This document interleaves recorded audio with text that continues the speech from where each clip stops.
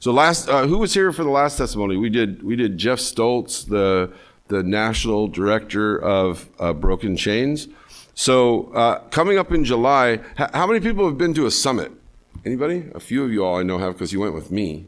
Okay, so I'll tell you, so what a summit is a 3-day get together with a bunch of Celebrate Recovery people from all over the world. We went last year, and I think there was 4,000 people there.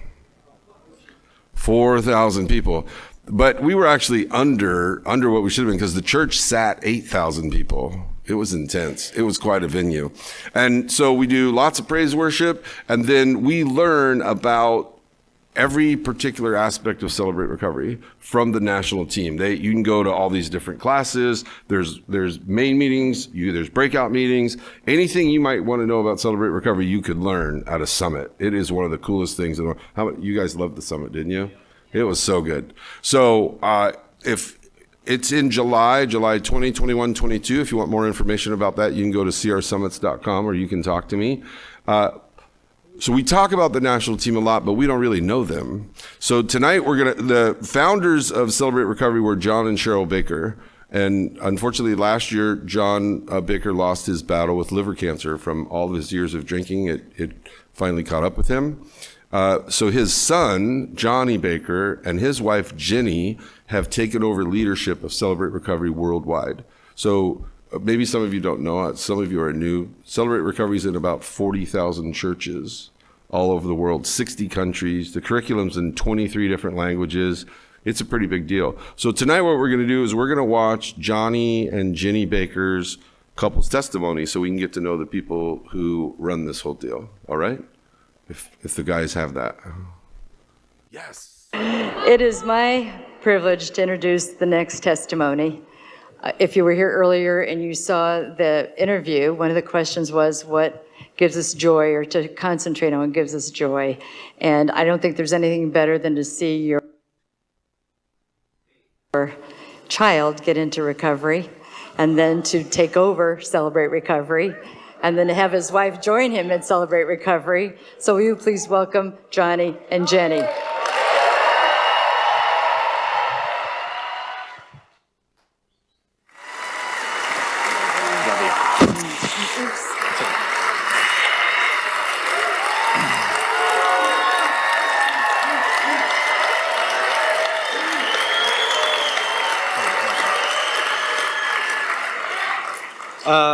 So for those of you who are from our home Celebrate Recovery, that's how I expect to be greeted every week from now on. So take notes. 2 things. They all just left. 2 things before we begin. First, again, I just want to echo what so far we've said a few times. If you're brand new tonight, if it's your first time here, welcome. I know it's overwhelming tonight. It won't be this bad next week. I don't know what a normal Celebrate Recovery looks like, but it won't be this, okay? And someday, though, wouldn't that be cool? Wouldn't that be cool if this is what it looked like every Friday? The second thing is, if you're joining us from the summit tonight and you would like to attend one of the open share groups, just make sure the group you go to, you identify with, okay? If you're gonna go sit in on an open share group, it's gotta be a group that you actually are here to partake in, okay? So that's it. Now we're gonna start our testimony. Well, hi, my name is Johnny, and I'm a grateful believer that struggles with alcoholism and codependency. Hi, my name is Jeni, and I'm a believer who struggles with codependency and adult child and family dysfunction. As long as I can remember, I've had a relationship with God. As a preschooler, I heard stories about Jesus and how much he loved me. I was instantly drawn to Jesus and wanted to learn more about him. I asked my parents to bring me back on Sundays so I could hear more about him.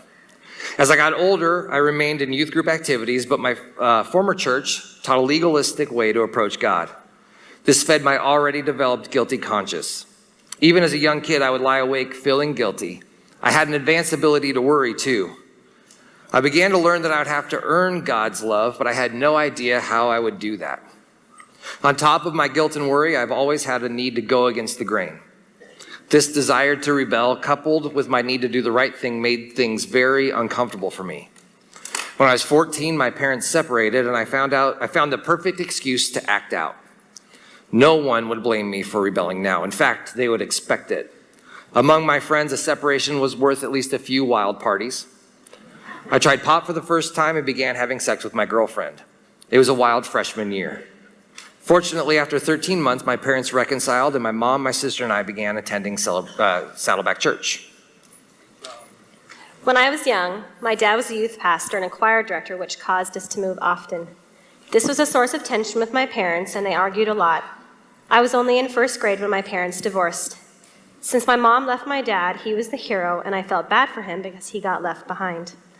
After that, we immediately moved in with her next boyfriend, who ended up being her next husband, and he had a temper. There was a lot of arguing in the home, but family life felt somewhat stable. I was angry that this new stepdad had a place in my life and would argue with him often. He became the scapegoat for all of my anger. My mom wanted a happy little family, but I was not willing to comply. They divorced, and my mom quickly went into another relationship with another man. I didn't like him, and he did not like me, or the fact that she had any kids at all. Again, I would argue with him every chance that I got. He left my mom, and she had an emotional breakdown. She was depressed and wasn't eating and was hospitalized. I was in junior high and was the oldest of the 3 kids. This was the hardest thing that I had to go through. To be strong for my siblings and strong for my mom. I remember being terrified and so sad. I never saw her so weak, and it scared me. Over time, my relationship with my mom became codependent, and she was very emotionally manipulative. When she was released, we moved yet again to Southern California. She spent a lot of time going out at night looking for a new stepdad for us. As a single parent, my mom worked a lot, and I felt like I was the one cooking and taking care of everyone. I felt like the second parent in the home, and then she married the next stepdad. A pattern that started to develop in me was that I began to be 2 different people, depending on if I was with my mom or my dad. My mom's house equaled not a lot of rules or boundaries, more fending for myself, and felt chaotic. At my dad's, there was more structure, and I could be a kid again. My mom's felt unstable, and my dad's was stable. Around age 10 or 11, my dad started to get less and less involved in my life, and it left me feeling confused and abandoned. To this day, I feel like I have to earn his approval to be this perfect kid. With my mom, it was the feeling like I had to take care of her. Around the time we began attending Saddleback, my dad told me he was an alcoholic. At first, I didn't believe him. I told him I didn't think he was, and I had never seen him drunk. He assured me that he was, and then he did something extraordinary. He apologized. He said he was sorry for the drinking and for the separation. He said he and my mom were going to renew their marriage vows, and he asked me for my forgiveness. I forgave him immediately. When my parents began Celebrate Recovery, I was one of the first participants. I got deeply involved with the youth group at Saddleback and did classes 101 through 301 with my family. I found a home here, and I was able to experience the grace of Jesus Christ. Soon, my old need to rebel kicked in, and I found my first drug of choice, cigarettes. This quickly led to a pack-a-day habit that stayed with me for years. Here I was, a leader in the youth group, the leader of the teen group at Celebrate Recovery, and secretly smoking a pack a day. I knew that smoking wasn't something I should be doing in these roles, but that only made it more appealing. In the beginning, having it as a secret made it exciting. I began lying to cover it up and found out quickly that I had a gift for it. I lied on the spot, and I did it so well, I actually began to believe my own lies. This was a pattern I would frequently repeat. I know I wasn't actually fooling anyone with my lies, but I gave it my best shot. I did my first step study with a youth group leader, Eddie, during this time. The books didn't look exactly like they do today. In fact, they weren't even published yet, but they had the exact same principles and questions they do today. I went through the steps as a codependent. I was 16 years old and determined that I would never struggle with alcohol. When I graduated, I decided to move to LA and try my hand in Hollywood. This is when I was 21 and I was on my own for the first time, and that can be a dangerous situation or combination. I was in walking distance of 4 bars, and I began to take full advantage of not having to drive home. Soon, I was going to the bars most nights of the week, sometimes with friends, sometimes alone. When I wasn't drinking, I was trying to get acting jobs. I had an agent and went on some auditions, but nothing ever came of it. I never even had a call back, and within the first year of trying, I realized that I wasn't cut out for it. For the first time in my life, I started to feel depressed. I began drinking more and more, and soon I was drinking every night. At this time, I would not have said I was an alcoholic. I was 21 and just having fun. I was just doing what I was supposed to do. There was a small problem, though. I was still coming home every weekend and volunteering here at church. I was still leading 2 different lives. At church, I was the good boy raised in the church, and out in the world, I was a totally different person. There were only a few people that knew both sides of me because I liked to keep my lives as separate as possible. One of the biggest sources of shame for me is that I would serve on the weekends and then go back to LA and drink. I was a total hypocrite. Because I was so ashamed of my actions, I tried many times to stop drinking on my own. I went to a camp with the college group and made a pact with one of my drinking buddies that we would stop drinking together. Like all of these pacts, they lasted about a week and then we were right back at it. I still would not have considered myself an alcoholic. This was around the time I met Jeni. Jeni and I began dating and I could tell she was not going to be interested in drinking Johnny. I did all that I could to put that side of me away when we were together and play it down as much as possible. I told her that I rarely drank, and when I did, it was just a beer or 2. I knew I would have to keep the extent of my drinking a secret, even from her, even when she became my fiance. Johnny and I met in college ministry, and after a brief period of being friends, we started dating and later married. Johnny drank while we were dating, but I didn't know the full extent of how much. In December of 1999, I went to a friend's house to celebrate my birthday. It was 3 days until Christmas, and we started to have some drinks. At 3:30 in the morning, I left to make the drive home. It was about half a mile from door to door, and I made it almost all of the way home. The problem is that at 3:30 in the morning, 3 days before Christmas, I was the only car on the road that wasn't a police car. I was pulled over, given the field sobriety test, and failed. I told the officer that drove me to jail that my fiance would break up with me when I told her I was arrested for a DUI. I knew she wouldn't put up with it. Thankfully, I was wrong about that. She was gracious and forgiving, and she let me know that she still loved me.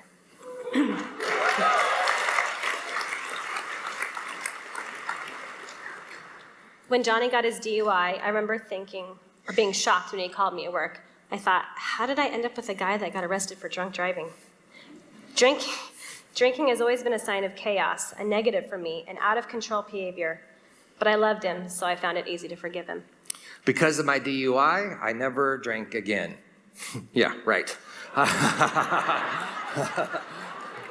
I wish that was the case, but I was able to justify my actions in many ways. I didn't have a problem with alcohol. I just needed to be smarter about driving after I drank. I will say I never did get behind the wheel of a car again after drinking, but I certainly did drink again. By the way, I used my one phone call to call my dad to help me get out. I have never been so nervous or so ashamed in my life. After all, I wasn't just calling my dad, I was calling the founder and pastor of Celebrate Recovery.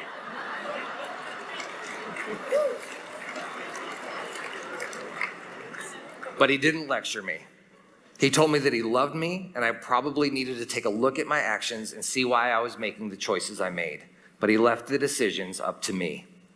Jeni and I got married in May of 2000, and we just celebrated our 16th wedding anniversary.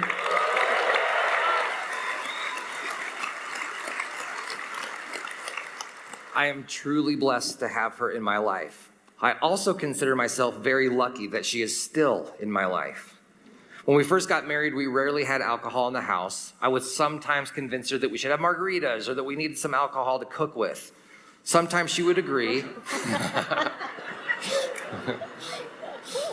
Sometimes she would agree and I would have a few drinks. Jeni never drank. It just wasn't something she was interested in.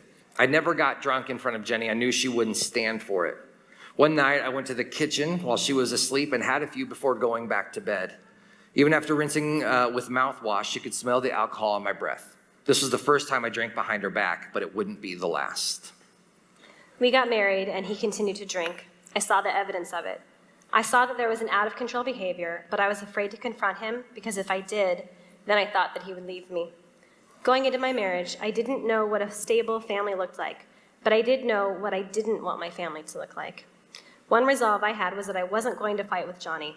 I didn't want to treat him like my stepdads, arguing, yelling, confrontation, chaos. I feared that any of these actions would lead to him leaving me.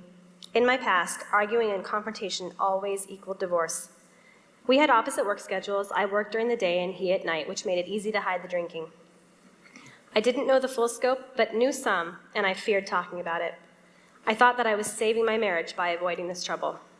I was angry at myself for not calling him out on it, and angry at him for choosing this behavior. I worked nights as a waiter, and I had trouble sleeping after a busy shift. I convinced myself that to get drunk was the only way I could sleep. It's amazing how fast you can convince yourself of the things you want to believe. I came up with all kinds of ways to disguise my drinking from Jeni. Usually I would get home as she was getting ready to fall asleep. I would sneak some beer or other kind of alcohol into the house. I was finally aware that my drinking might be a problem when Jeni got pregnant with our first daughter. It was harder and harder for me to enjoy drinking as I thought about impending fatherhood. I would think that I didn't want my kids to see me drink the way I saw my dad drink.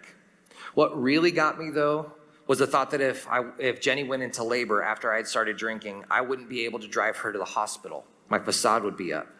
Instead, I decided that I needed to stop drinking.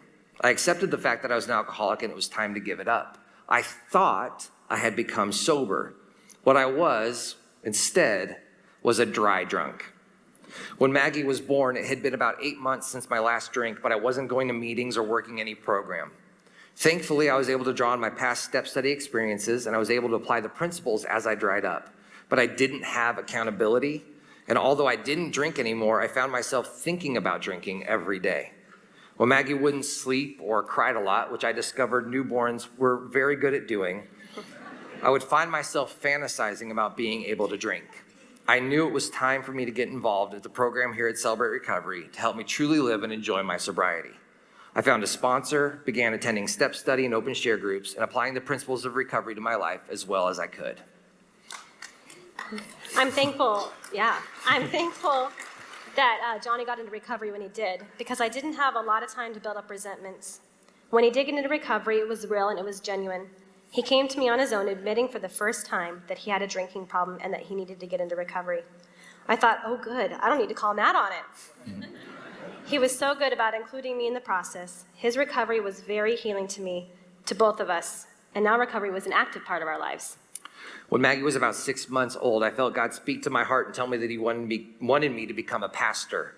I yelled no at the top of my lungs and for some reason turned off the radio. It was like I thought he was talking to me from there. But he didn't let up. I lost the joy and desire of running a restaurant and felt called to start working in ministry. I told Jeni, assuming she would say I was crazy, but she didn't. She said, great, what do we do next? I applied for jobs at the church and was told no over and over. I didn't get discouraged. I knew that God had something special planned for me. That's when my dad asked if I would be willing to come work at Celebrate Recovery. I started by answering the phone calls and emails that come in from all over the world asking about CR. I began leading groups eventually at Celebrate Recovery in Lake Forest and was able to travel with the team that trains other churches to do the Celebrate Recovery program. I learned so much about recovery and how it applies to me. I also knew that this is exactly what God had planned for me. I began seminary and eventually became the pastor of Celebrate Recovery here at Saddleback.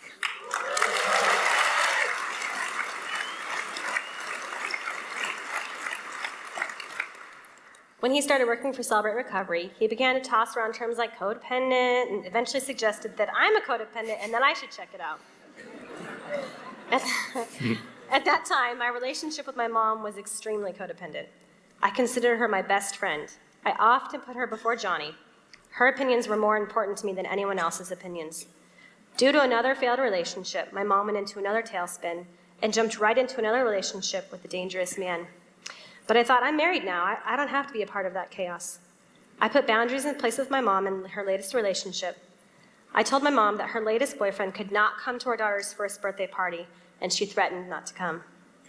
I told her that if she did not come, it would forever change our relationship, and she chose not to come. A couple of months later, I received a threatening text from this man and made the decision to remove myself and my family from my mom. I was 9 months pregnant with my second child when this happened. We stayed separated from each other with no connection at all for 5 years. She missed the birth of my second and third child, and this was devastating to me. After a year of counseling, we were able to reconcile. For the first time, I told my mom how her actions had affected me. She said I seemed like a different person as I had never talked to her about these things before. At that time, it was a struggle for me to discern boundaries with her and not slip back into old habits.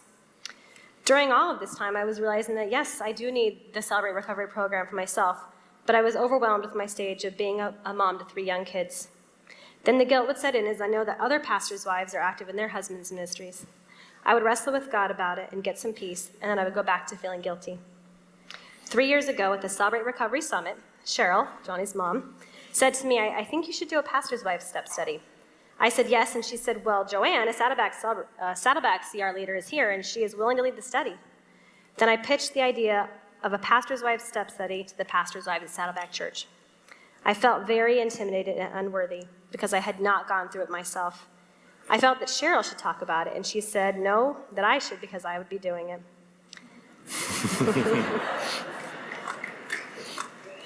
The group of ladies started in September of 2013.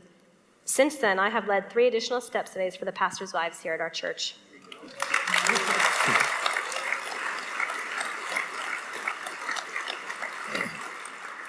Since completing my first step study, I'm learning to truly let go of the need for others' approval. I've always known that God loves me and that His opinion is the only one that matters, but this is the first time that I've truly felt the freedom of that, the freedom to not have to have everyone like me. In the very beginning of the study, I remember working on Principle 1, Step 1, and the idea of being powerless. I wrote and shared, I am powerless to heal from my childhood hurt and anger alone. Matthew 19:26 encouraged me. With man, this is impossible, but with God, all things are possible. It was the first time that I began to realize how much I hadn't truly dealt with. And now step 4, the inventory, was actually ended up being one of my favorite parts. I had the most... So weird.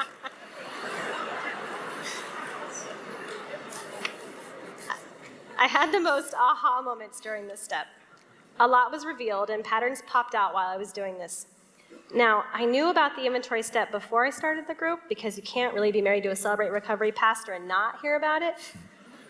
Going into it, I was terrified and I was overwhelmed that I wouldn't do well or that I would somehow do it wrong. Even while doing my inventory, I was overwhelmed at times. There was so much that God showed me. As much as I was afraid of it, it was a turning point. Looking back, it was where the real grieving process started. I had never looked at the patterns and the impact of it on my life. I never looked into events of my past before and realized how they were affecting my choices in my present adult life. I realized that I had never forgiven my mom or grieved the divorce of my parents, which was shocking to me. This combined with working through the character defects, I learned that I was stuck in a victim mentality, which was why I was always easily hurt by others. I learned that my response to that hurt was to pull away or to walk away from that relationship. I realized that I take a certain sense of pride in doing things on my own and not asking for help. Part of that stems from my controlling issues. After all, that's how I needed to survive growing up. I also learned that I was being sarcastic with my children and worried that I was beginning to be manipulative. It was the exact thing that I didn't want to do because I remember my mom doing it. I did not want to fall into the same pattern. In particular, I had an issue with one of my kids and her temper. Now, if you ask me, I'll tell you she gets it from Johnny. But if you ask Johnny, he'll tell you the truth and say that she actually gets it from me. My mom did not have good boundaries with me. I went into parenthood with this fear that I would have unhealthy boundaries with my own kids, that I would have an out-of-control child.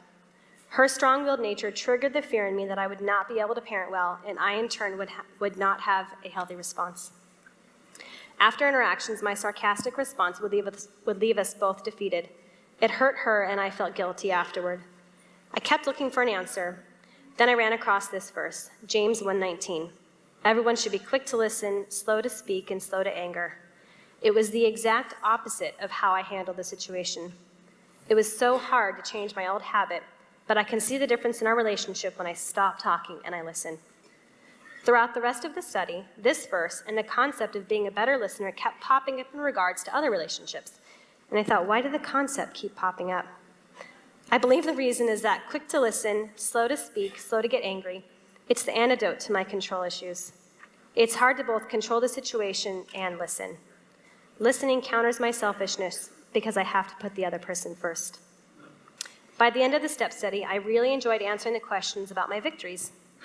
By overcoming my victim mentality, I can see my part in relationships where I've been hurt. I've been able to identify relationships where I've been jealous and own my part in it. I have been able to forgive my mom, and we have built a new relationship, one that is healthier, and I am so thankful that she is an active part of my life.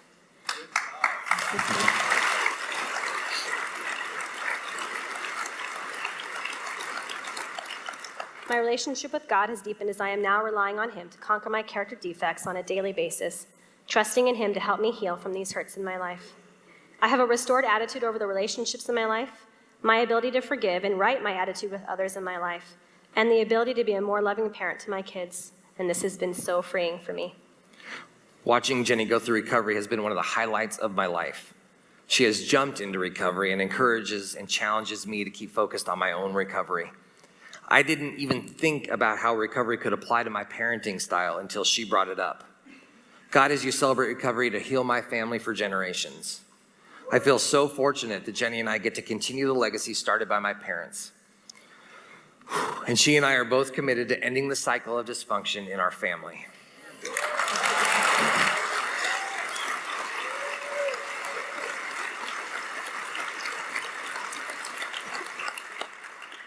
Since beginning recovery, I've completed many step studies and have continued to work on key areas of my life, including my own codependency. One of my favorite things about CR is that we don't pretend here. We don't have to try and fake it. I can admit that I have character defects and issues that still pop up that I still need to deal with. For those of you who think pastors should be perfect, I have news for you. We're not. Although I haven't had the desire to take a drink in years, I still know that as soon as I think I can, I'm in for a relapse. I also know that there are many other issues in my life that need dealing with. In my last step study, I didn't focus on my alcoholism. Instead, I worked on my codependency issues. One of my biggest victories is that I'm no longer two different people. I'm no longer leading two different lives. I'm not just sober, I'm whole.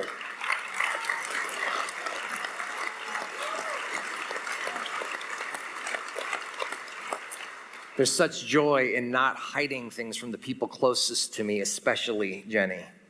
I don't have to worry that she'll find me out or waste the energy trying to keep my stories straight. I love getting to serve here at Celebrate Recovery. Every Friday night, I get to see lives changed right in front of me.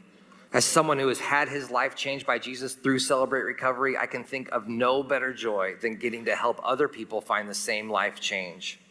I've been honored to become a speaker at the Celebrate Recovery Summits and one-day seminars. I've even gotten to write some books.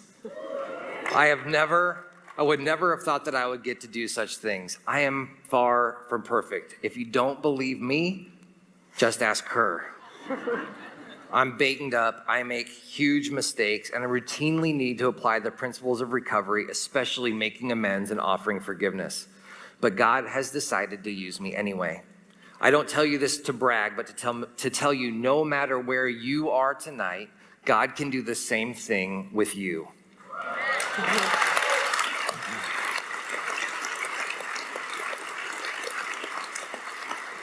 I now try to live my life by 2 Peter 1, 5-7 that says, make every effort to add to your faith goodness, and to goodness knowledge, and to knowledge self-control, and to self-control perseverance, and to perseverance godliness, and to godliness brotherly kindness, and to brotherly kindness love. God has not only used my past pain and struggles for his purpose, but also the struggles of my family. I'm honored to be a part of Celebrate Recovery. I love being a part of a group that no matter where you are in your recovery, you can encourage those around you. Whether you have 14 days and the going is tough, or you have 14 years of experience victory over your hurts, hang-ups, and habits, by sharing tonight, those around you will be encouraged.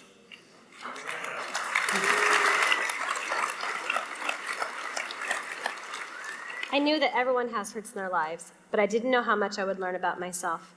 It's an amazing journey. I felt like God lovingly held my hand during this process. As a whole, I've had victory over anger, resentment, bitterness, and jealousy. When I was younger, I was drawn to the verse 2 Corinthians 1:4. He comforts us whenever we suffer. That is why whenever other people suffer, we are able to comfort them by using the same comfort that we have received from God. It gave me comfort that one day God could use the hurt in my life to help others, and I love that Celebrate Recovery gives me the chance to do this. One of the things I love most is that instead of sitting on the sidelines, I can now do ministry with my husband. Thank you for letting us share. Thanks, man.